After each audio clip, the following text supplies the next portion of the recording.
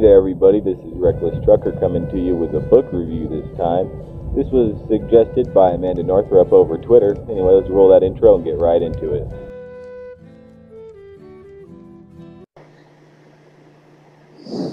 They purposely making the innocent weak.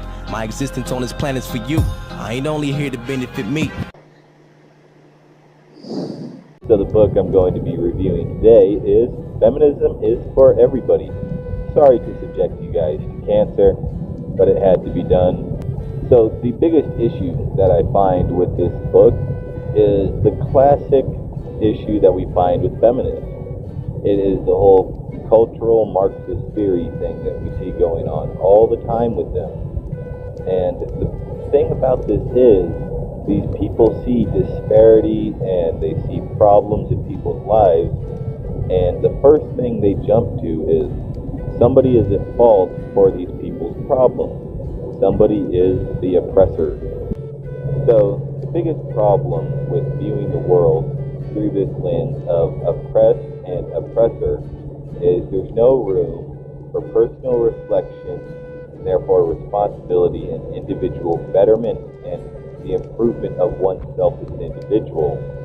It's basically running away from your duty to make yourself a better human being. And that's kind of why I think so many young people these days are drawn to this SJW and feminist mindset. But anyway, I'm getting off track, so let's get back on it. The weirdest thing that I've noticed about this book in particular, really, is that the author sounds very much like one of these SJWs or feminists that you see everywhere on YouTube, except that she's actually a smart person, which means that she's almost self-aware enough to see the issues that happen in feminism and with feminist culture alive today. But she simply throws it aside and says, well, you know, it's worthwhile to cause these issues, so what? And it's honestly bizarre to see somebody realize they have issues within their movement, but just throw those issues aside because they think it's okay. Now, one of the bizarre ways in which she will do this is the way she talks about radical feminism and radical feminists as a whole. She talks in this way that is almost aglow with admiration for radical feminism, radical feminist culture. But at the same time, she'll say it's for everybody, including housewives and nuclear family people. But all these people that she praises, go and look throughout it, they hate housewives and the nuclear family. And she digs into them also later on in the book. She goes on and she says, well, everybody can and should be a feminist. You know, feminism is for everybody, as we all know, right? But I think it's in the very second chapter she says, but you can't be a feminist and be a conservative, or a capitalist, or anti-abortion. And so I'm going to go through each and every one of these points about why these things really don't have anything to do with feminism. Okay, so the very first point here she says is about conservatism. Well, being a conservative tends to mean you're anti-communist, with a good number of Christians in it, and basically core American values. But nothing about that I can hear or think of inherently says women are less than men. Alright? Now, the next one she goes on about is capitalism. Well, what is the inherent qualities of capitalism? And how, in theory, would it keep women down? Well, the inherent qualities of capitalism is if you are the most skilled and you have the best product, you end up winning. That's the point of capitalism.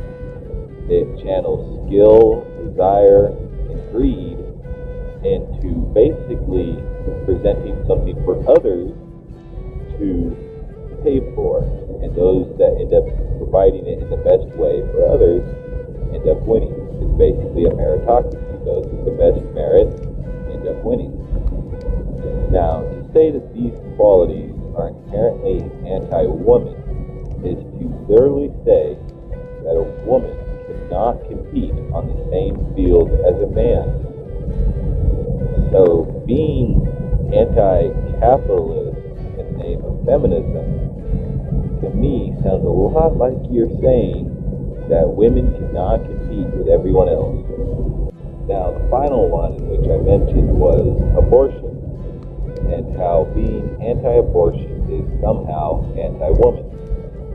But the reality is that the logic of people like myself that is anti-abortion is never anti-woman, and there's no way that it ever could be perceived that way if you actually sit and think about it for a moment. Okay? When you're anti-abortion, the simple truth of the matter is that you think that a cluster of cells that has the genetic makeup of an individual human being is a human. Okay? Now, what defines a human on the genetic level? It's simply the chromosome and the specific genetic material, the DNA, that is basically the map for this individual human biology.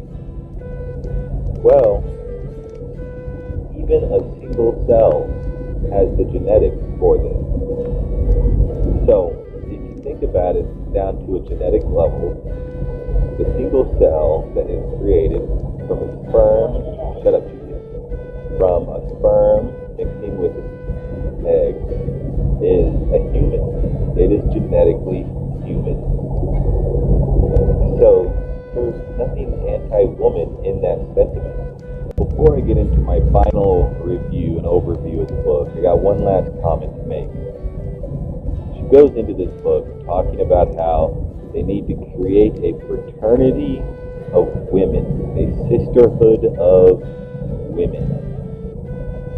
And a core part of this sisterhood of women seems to be, and I'm not kidding, the devaluing of other people that are not women. Okay? I'm going to ignore the intersectional argument she makes for now, and maybe I'll address it in another video sometime. But she talks about women in this way like they are ants, or like they need to act like ants. Okay? It is an active attempt to tell women that they need to lose their individuality for the sake of women. And I don't like that. I want to keep my individuality. You want to keep your individuality. Everybody deserves their individuality. Okay, there is one unique experience in this entire universe that exists. That is the individual human. And the things that she wishes to achieve seems to be to devalue the individual, to devalue the nuclear family.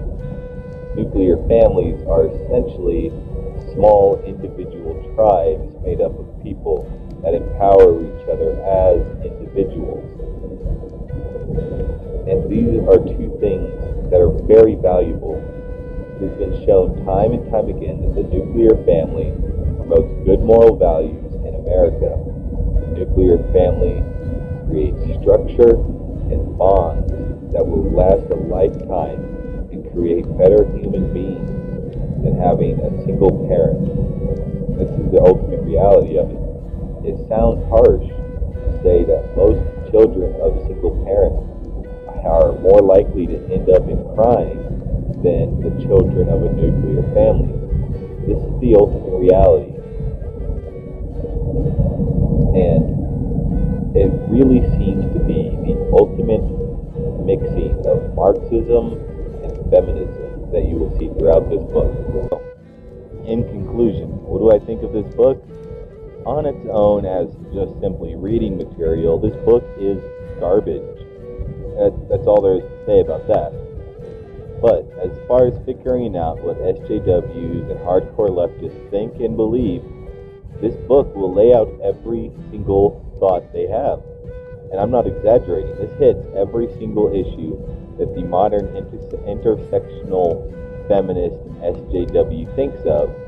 And if you go through it and you look up every single subject and look into the reality of the situation, quite frankly, you'll be ready for every single argument that a liberal has for you.